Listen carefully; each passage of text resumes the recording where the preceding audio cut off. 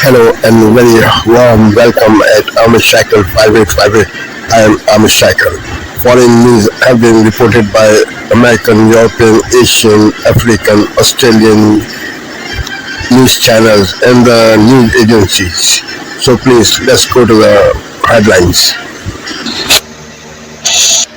Most trusted on Disney Plus every night.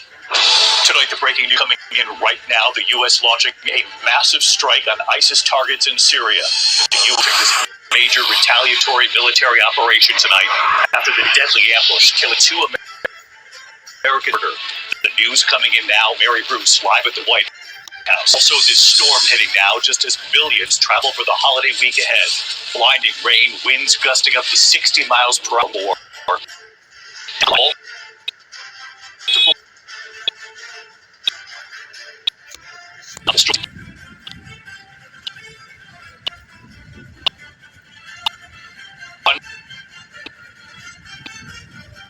Facility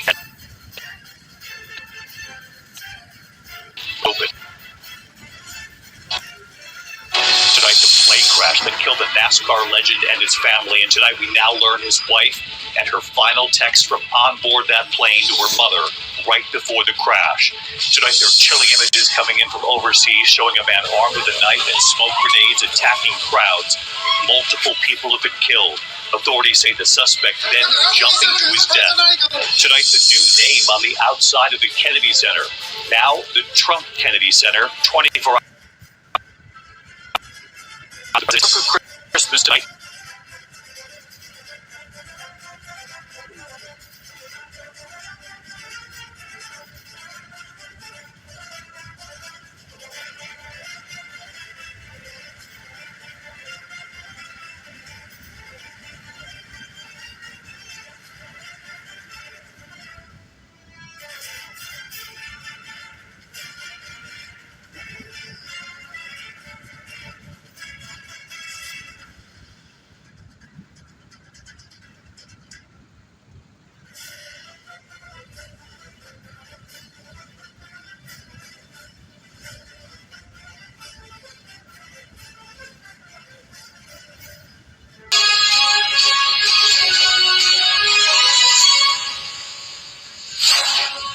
Hello and a very good morning. It's 6 a.m. This is Mornings with Jones and Melbourne. I'm Anna. And I'm Kamali. Thanks for starting your day with us.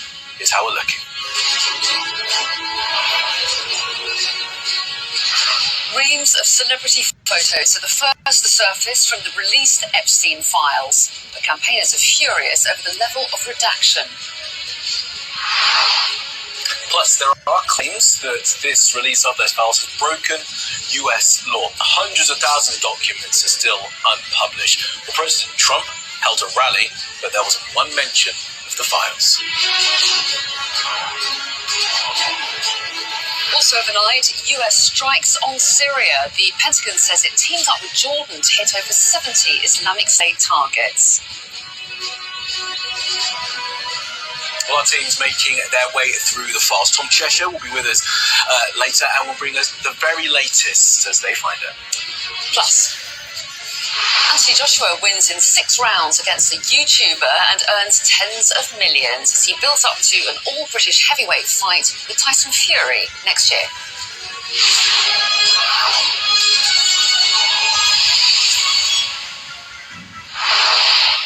Hello, a very good morning. Thanks for joining us here today. So, after a political storm forced Donald Trump into a U-turn, thousands of documents from the Epstein files have been released. Files relating to the 2 investigations into the late paedophile billionaire Jeffrey Epstein. Well, naturally, it's been the photographs of rich and famous people which have caught the early headlines, but there are still thousands of documents to be analysed and stories to find. Yes, and already campaigners for the release of the files have criticised the heavy-handed redactions. They've also called for the full release of the files after it was announced that they would be drip-fed out in tranches. In just a moment, we'll hear from our data and forensics correspondent Tom Cheshire, who was in the newsroom and who, as a part of the team, had been poring over all those documents for the very latest revelations. But first, our US correspondent James Matthews has this. Take a trip down Pennsylvania Avenue, a mile from the White House, is the building for the Jeffrey Epstein storyline. Inside the Department of Justice, night and day, they've been preparing the release of the Epstein files. Friday, deadline day for publication in full. In the event, it's not what we got. The Department of Justice published files, but only some. Jeffrey Epstein and the company he kept, as laid out in images and documents.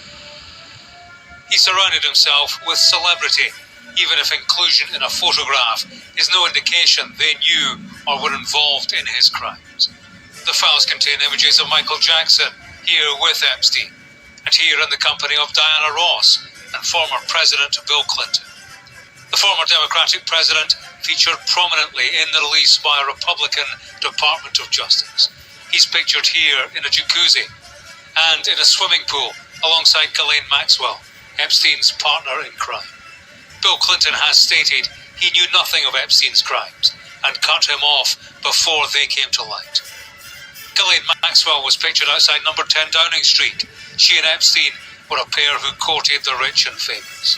Here she is with Mick Jagger, and here he is on one side of the singer, Bill Clinton on the other. And here is Ghislaine Maxwell with a group at Sandringham, with the former Prince Andrew laid out on the laps of women sitting down. He denies wrongdoing. The new documents reflect the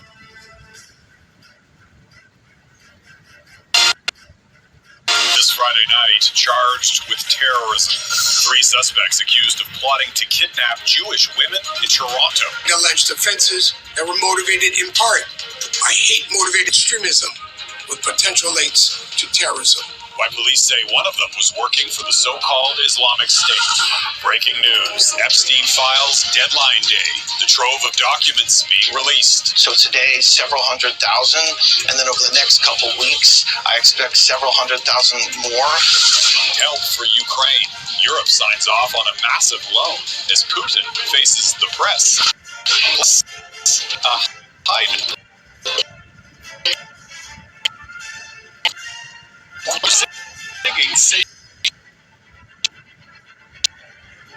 Reporting to Good evening. Joining us, we end with the allegations from police in the Toronto area. Arrested 3 men, now face dozens of charges. They're trying to kidnap several women. Pacific Canadians. One of those is charged with terrorism and was allegedly working for the so-called Islamic State. As Israel reports, the case is fueling fears over anti-Semitic attacks. At a time of heightened alert in the community, these 3 Toronto men are stoking new fear. The same extremism that fueled mass murder on the beach in Sydney is present here in the GTA and in Canada. Less than a week after the Bondi Beach attack, which police say was inspired by ISIS, the RCMP, Toronto, and Peel Police Services laid nearly 80 charges against Walid Khan, Osman Azizov, and Fahad Sadat, accusing them of targeting women and Jewish people. Last June, 3 masked men allegedly attempted to kidnap a woman in Toronto. Then a month later, just west in Mississauga, officers say 3 masked men tried to force 2 women into their vehicle. In both cases, the women were sexually assaulted, but got away. During the investigation, officers discovered an AR-style rifle and what they describe as a more sinister plot in this handout video. The investigation identified alleged offenses that were motivated in part by hate-motivated extremism with potential links to terrorism. Walid Khan was charged separately with several terrorism offenses, including conspiracy to commit murder for ISIS. It seems as if the case is pretty serious from the type of preparation that was involved. Khan lives in this Toronto apartment complex. The allegations have shaken neighbors who did not want to appear on camera. I'm scared, of course, you fear, right? Canadian police have foiled several ISIS-related plots. Last year, a Pakistani man was arrested in Quebec for allegedly planning to attack a Jewish center in New York. It's a very potent reminder to Canadians that the threat from groups like Islamic State have not gone away. After the massacre in Australia, Canada's Threat Assessment Agency said there are no known plots in this country, but warned attacks targeting Jewish holiday events. Trump installs hilarious presidential flags. Brianna, a much safer topic. So Trump unveiled these new plaques in the White House Presidential Walk of Fame. Obama's now reads, one of the most divisive political figures in American history. He passed the Ineffective Unaffordable Act, presided over a stagnant economy, approved the terrible Iran. It goes on and on and on. Sleepy Joe Biden, he writes, was by far the worst president in American history. Then he goes on and talks about he had to withdraw from his campaign for re-election in disgrace. Now, a lot of people, including Republicans, are upset by this. They say it's very petty. Yeah. But isn't the reason why so many things are funny is because they are petty? I mean, not only is this petty and funny, but if you want to talk about what's presidential and what's not presidential, sabotaging the incoming president by illegally spying on his campaign, that's not presidential. Trying to throw your opponent in jail, not presidential. Throwing Peter Navarro and Steve Bannon in jail, not presidential. Making funny things under pictures, presidential. Again, funny. And you know what, Tyrus? This is very Trump in that it's an easy no-brainer, so he just does it. And he can. Yeah. It's not. I personally don't care because I would do something like, and I do it all the time. Yes. You know, so when he leaves office, the next president can go down the hall and change it. Yes. Right? You know, so that maybe that's a new thing. Now everyone will be looking forward to which president disses which president. Yeah. You know, and you just find a president and talk trash about him if you didn't like him. So all the Democrats will talk trash, and then we'll find out who the most racist president is because Abe Lincoln, it'll just be Y. You know, so I would do that. If I was president, I'd come in and make fun of little things about him and not as tall or this, that, whatever. Why not? It's not like he is going after them and doing bad and trying to arrest them and take away their political careers or ruin their family or give speeches where they compare them to wonderful historical figures like Hitler. Yeah. Those things kind of sting a little bit longer than something on the wall. And let's be honest, you could tell Joe Biden every day that Trump trolled him on the wall. As soon as you're done, he's going to be like, huh? Yeah. Yeah. I wouldn't worry about it. It's fine. I seem to remember, Michael, and you're a historian, I believe. Didn't they was it Bush? The second Bush entered the White House. W's in the keyboards. They removed all the W's from the keyboards. Yeah, and Olsen, I forget her first name. She was one of the 9/11 victims. She wrote a book called Final Exit, I think, about the final days of the Clinton White House. I think this is a big mistake because Karen is the big swing voter. And Karen's white suburban women do not have a sense of humor. Because you point out the Home Alone stuff. If you contrast $20 to $50 for groceries and your answer is Joe Biden has an auto pen, she's not going to go to the polls and vote for you. So this is a big problem, I think. We saw that in elections in November in Virginia and New Jersey, the huge march for the Democrats. I think if Trump doesn't recontrol what the narrative is, it's going to blow up in the midterms really bad. So that's an interesting point. And Wilson is the worst president by far, not Biden. Come on. Is he? FDR is the worst president. Wilson's Come on. much worse. No, come on. And I'm related to FDR. I say that as a Sorry, knucklehead. Sorry, I'm nerd. Let's beat him up. Let's, like you're doing anything. All right, Kat. What do you make of this? Does it offend you? Are you upset by this? Would you do this yourself if you were president? If we one day elect a female, which will never happen, but... I think what I know, but I think if I were president, just off the top of my head, something I might do would be, I would ask you for a bunch of your shoes to donate to kids, and then instead I would hang them all over the wall, and I'd have it be part of the White House tour. Hey, look at this man! Look how tiny his little shoes are. But I'm just stopping it. But here's the thing. Here's the thing about this. If he reported that there could be more than 1,200 victims discovered by the Justice Department during its review of the documents. They include flight logs, contact books, photos, and a masseurs list. Some of the photos include the rich and famous, but there is no suggestion that any of them will anything do. They include Bill Clinton, Sir Mick Jagger, Michael Jackson, and Sir Richard Branson, and the former Duke of York, Andrew Mountbatten Windsor. This image shows Andrew reclining across the legs of 5 people whose faces have been redacted. He has vehemently denied any wrongdoing, but the official documents released by the Trump administration about the late paedophile Jeffrey Epstein are not complete. Many of them have been redacted as well. And the Department of Justice says more files, as we were just discussing, will be made public in the coming weeks, despite a deadline to release them today. Democrats say that's unacceptable, and the US government is in breach of federal law by not publishing the files in full. Our US correspondent Mark Stone has been across this since things were released, a couple of hours ago now, Mark. And as we were just discussing, it's looking like 4 tranches over the next couple of weeks, which is not going to satisfy people right now. Yeah, good evening, Matt, from Washington. Just gone 6 o'clock in the evening here on the day that the US president had said he would make sure his Justice Department began to release the Epstein files as they have become known, and they have done just that.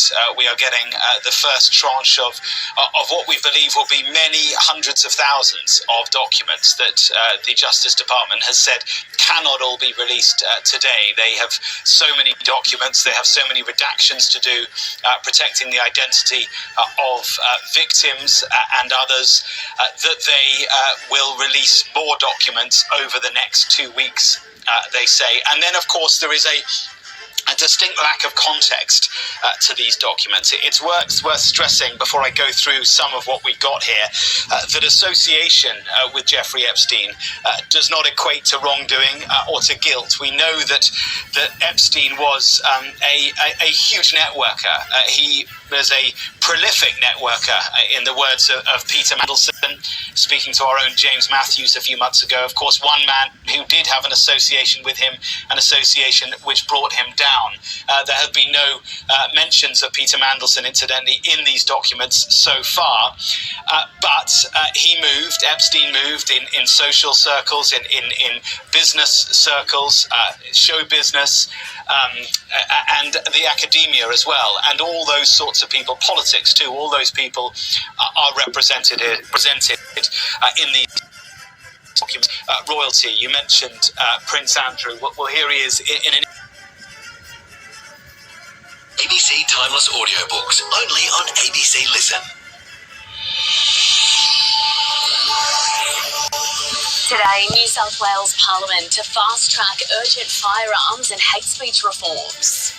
We're not going to solve this massive challenge for our community, our society, by descending into a cycle of hate. The Prime Minister insists anti-Semitic terrorists won't divide Australia ahead of the National Day of Reflection. At a moment of silence, hundreds of surf lifesavers pay a sombre tribute at Bondi Beach.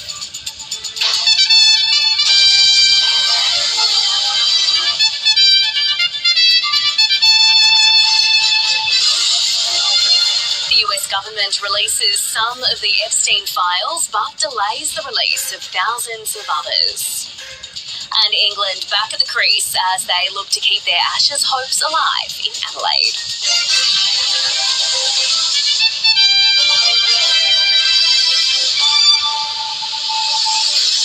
Hello and welcome to ABC News. I'm Melissa McKay. The New South Wales government will introduce new laws on Monday banning hateful symbols and giving police greater powers to remove face coverings in response to the Bondi Beach terror attack. Chris Minns has also supported calls for a royal commission to be held. Reporter Kathleen Calderwood has more from Sydney. So the New South Wales government has already announced their intentions to reform gun restrictions here in New South Wales, as well as introducing legislation that would mean public assemblies aren't authorised in certain areas following terrorist attacks. Now today they've announced that they are going to outlaw the public display of terrorist and hateful symbols. Now this includes things specifically like the flags of Al-Qaeda, Islamic State, Boko Haram, Hamas and Hezbollah, among other designated terrorist organisations. In addition, they're going to further restrict what they declare to be hate speech. Now, the Premier said that he will be ordering a committee to be formed to quickly investigate exactly what kind of terms would be classified under that legislation as hate speech specifically, but he did say that he personally would be insisting that the phrase globalise the intifada be declared as hate speech because he says it's proven to incite hatred. So here's a bit more of what the Premier had to say. We want to get legislation in before Christmas, but that's not going to be the end of the changes for New South Wales. It's too important. Right now, it is too important not to look at everything we possibly can to ensure that the public is safe. If we can have very clear, bright red lines about what's appropriate and what's not, what the rules are in our civilised society, I think that's the best way of keeping the community safe. Also now supporting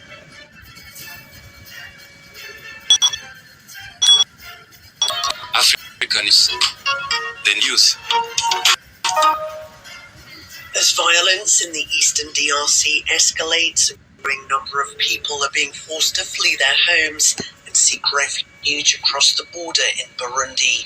More than 80,000 people have crossed from the DRC's South Kivu since the start of December, according to the United Nations. That brings the total number of asylum seekers in Burundi to more than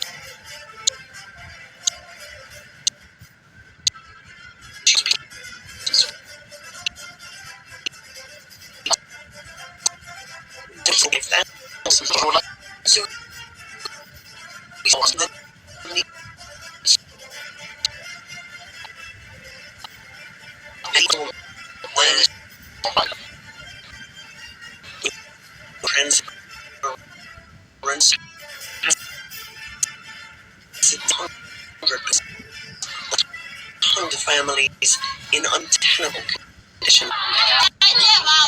Help us. Since we left our village, we've been sleeping outside, getting soaked in the rain. We're sick. We have no medicine. There's no shelter, no food. I'm pregnant. We need help. Burundi has maintained troops in eastern Congo for years in an effort to keep the conflict at bay. But after Rwanda-backed M23 rebels took control of the South Kivu city of Uvira last week, the humanitarian spillover has become unstoppable.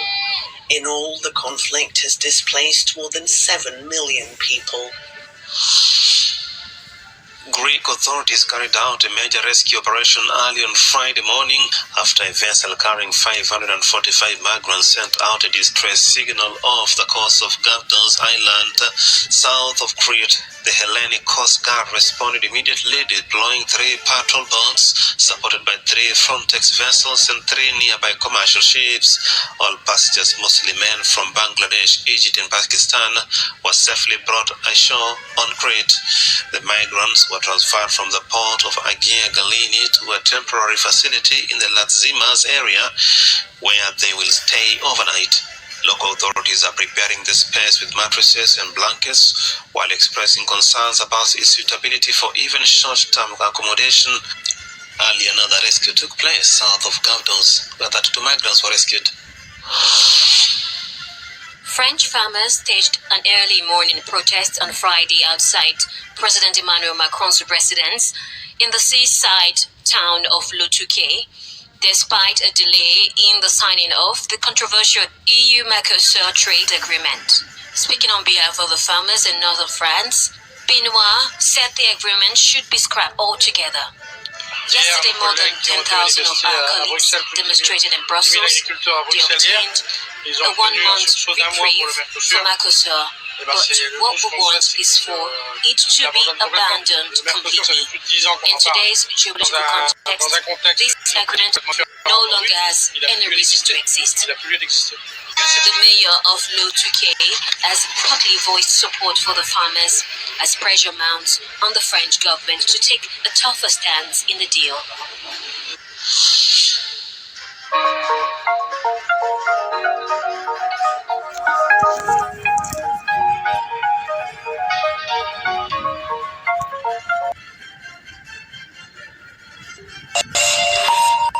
Hello and a warm welcome from me and the team. I'm Alison Sargent. It's daybreak here in Europe. Our headlines early this Saturday. The U.S. Justice Department makes public thousands of photos and documents in a partial release of the so-called Epstein files. But with much of the material blacked out, it's unlikely to answer questions about the late sex offender's ties to some of the world's most powerful people. We'll have more from Guardian Bureau Chief David Smith. Russia targets infrastructure around Ukraine's Black Sea port of Odessa, killing 7 people in an attack late Friday. It comes as Ukraine struck one of Moscow's so-called Shadow Fleet tankers in the Mediterranean, and as both sides head to Miami for weekend peace talks with the U.S. And the cost of making a wish at Rome's Trevi Fountain just got a little steeper. Starting in February, tourists will have to pay €2 to get close to the monument. They can then proceed with their legendary coin toss into the water.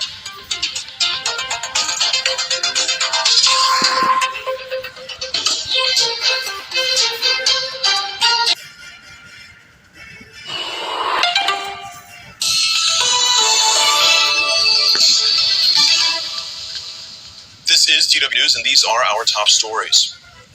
The U.S. Justice Department has publicly released a batch of the long-awaited files from the investigation into convicted sex offender Jeffrey Epstein. The records are expected to shed light on connections between the former financier, who died in jail in 2019, and high-profile politicians, celebrities, and business executives. The partial release comes on the day of the deadline mandated by Congress. Russian President Vladimir Putin has again defended his war against Ukraine during his annual news conference, saying Russia's troops are advancing on the battlefield. Putin repeated familiar talking points, letting Ukraine's out.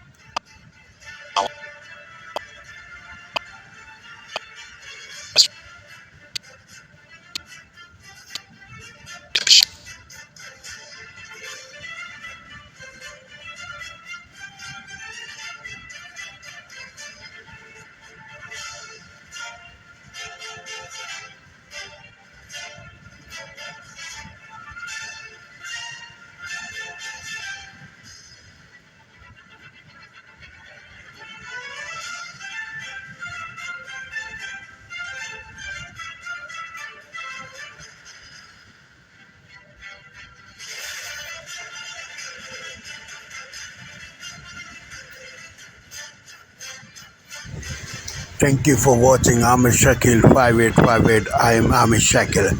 I hope you will visit again. Have a good life. Bye-bye.